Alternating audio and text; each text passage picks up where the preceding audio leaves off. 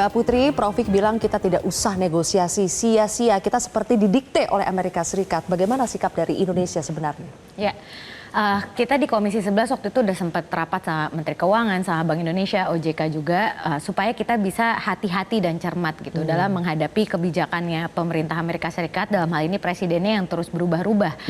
Jadi tidak perlu panasan, tapi juga tidak perlu ketakutan sehingga kita tidak menjaga kedaulatan Indonesia yang tadi Profik sampaikan gitu.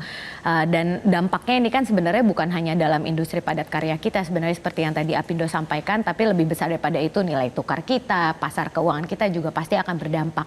Jadi harus ekstra hati-hati dan tentu dengan kepala dingin. Jadi kita sebenarnya sangat mengapresiasi sekarang pemerintah datang ke sana lagi, Pak Menko juga di sana, dan kita salah satu negara pertama yang diterima oleh Amerika Serikat untuk bernegosiasi. Jadi kita tunggu karena ini akan sangat intensif selama 3 minggu ke depan, dan tentu hasilnya nanti pasti akan dikomunikasikan ke Indonesia.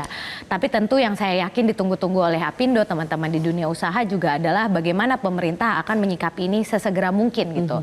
Jadi yang kita ingatkan kemarin rapat bersama Dirjen Pajak, Bea Cukai, harus ada insentif yang pernah dijanjikan Bu Menteri Keuangan waktu itu untuk pengusaha untuk memitigasi dampak awal dari penetapan tarif ini nantinya. Kalau memang jadi ditetapkan nanti di tanggal 1 Agustus tahun 2025 ini. Yang kedua tentu setuju tadi kita harus segera mendiversifikasi pasar ekspor kita.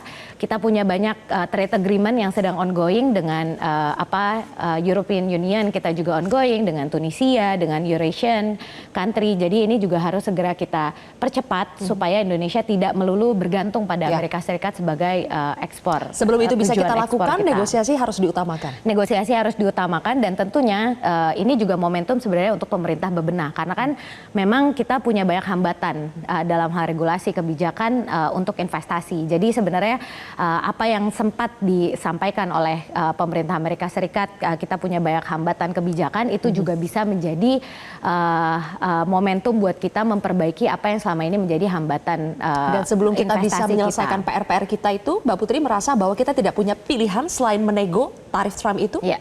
Karena memang pilihan terbaik sekarang adalah untuk bernegosiasi. Tentunya apa yang menjadi prasyarat tadi yang Profik sampaikan, sebenarnya kan mereka ingin kita untuk membuka pabrik di sana, berinvestasi, dan juga kita memberikan mereka lapangan pekerjaan. Tapi kan di sini juga kita membutuhkan lapangan pekerjaan. Yang disebutkan Apindo tadi itu salah satunya di Jawa Barat, daerah pemilihan saya yang sangat terdampak dengan penutupan berbagai pabrik dalam industri padat karya tersebut. Jadi tentunya harapannya ini juga bisa menjadi fokus dari pemerintah supaya kita bisa berinvestasi di sana, tapi industri padat karya di sini juga tidak terlukai terlalu dalam. Intinya kita buka atau tidak nih pabrik di sana kalau menurut Mbak Putri?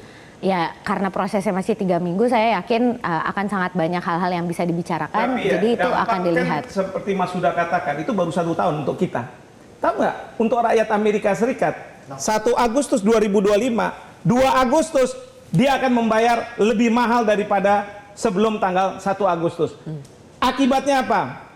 Akibatnya rakyat akan marah, dia akan sampaikan ke Kongresnya, Kongres akan memulai yang namanya impeachment terhadap Trump. Trump akan mencari jalan keluar. Mudah-mudahan pada saat itu semua apa yang dia inginkan, tarif tinggi dan lain sebagainya akan dirubah. Dan itu kalau kita lihat, Trump secara pribadi memang selalu gitu. Buka kartu besar, tag, lalu kemudian kalau kita bersatu, ini kan masalahnya bukan Amerika Serikat lawan Indonesia, tapi Amerika Serikat melawan dunia.